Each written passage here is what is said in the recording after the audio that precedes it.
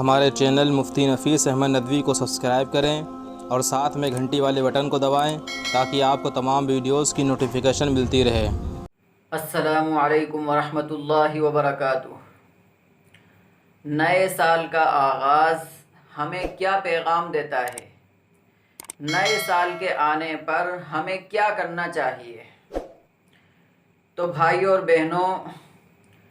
نیا سال کا آنا یا نئے سال کے آنے پر آپس میں ایک دوسرے کو مبارکباد دی جاتی ہے، ہیپی نیو ایئر کہا جاتا ہے،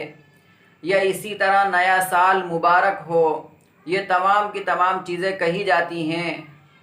تو ان کے کہنے میں گرچہ کوئی حرج نہیں ہے، ایک خوشی کا اظہار کیا جا رہا ہے، مسرت کا اظہار کیا جا رہا ہے۔ اس کے ساتھ میں ہم یہ کلمات بھی کہہ سکتے ہیں کہ آنے والا سال آپ کو مبارک ہو، آنے والا سال ہم سب کے لیے خیر کا سال ہو، امن و امان کا سال ہو، عافیت کا سال ہو۔ اور اسی طرح آنے والے سال پر انسان کو محاسبہ کرنا چاہیے کہ اس نے اب تک کیا کھویا اور کیا پایا، جو سال گزر گیا اس میں کیا کھویا اور کیا پایا، یہ انسان کو اپنا محاسبہ کرنا چاہیے۔ حاسبوا قبل ان تحاسبوا، تم اپنا محاسبہ کرو قبل اس کے کہ تم سے محاسبہ کیا جائے۔ یعنی اگر انسان خود ہی اپنا محاسبہ کر لے گا کہ اس نے گزشتہ سال کے اندر کتنی تو اللہ کی نافرمانیاں کی، کتنی اس نے نمازیں چھوڑیں، کتنے روزے چھوڑے، اور کتنے نفلی اعمال اس نے چھوڑے، کتنی برائیاں اس نے کی، کتنی اللہ کی نافرمانیوں کے اندر وقت گزارا، لوگوں کو پریشان کرنے میں، تکلیفیں دینے میں اور اسی طرح ستانے میں اس نے وقت گزارا۔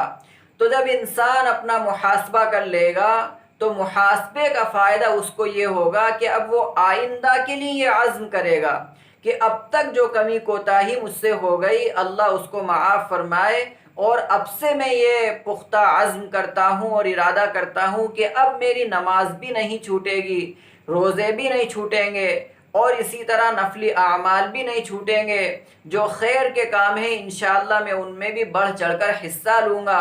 اور جتنی برائیاں میں کیا کرتا تھا اب میں انشاءاللہ ان تمام برائیوں کو چھوڑ بھی دوں گا۔ تو آنے والے سال کے اوپر، چاہے وہ آنے والا سال اسلامی ہو یا وہ آنے والا سال عیسوی ہو، ہمیں اپنا محاسبہ کرنا چاہیے، اور محاسبہ کرنے کے بعد جو اچھے اعمال ہم نے کیے، جو خیر کے کام ہم نے کیے، اس پر ہمیں اللہ کا شکر ادا کرنا چاہیے، اور اسی طرح جو برائیاں ہم سے ہو گئیں، نافرمانیاں ہم سے ہو گئیں، کمی کوتاہیاں ہم سے ہو گئیں، اس پر ہمیں توبہ و استغفار کرنا چاہیے، اور آئندہ کے لیے یہ عزم کرنا چاہیے کہ انشاءاللہ اب نیکیوں کے اندر بڑھ چڑھ کر حصہ لیں گے، اور جو برائیاں ہیں انشاءاللہ ان کو سرے سے ہم انشاءاللہ ختم کر دیں گے۔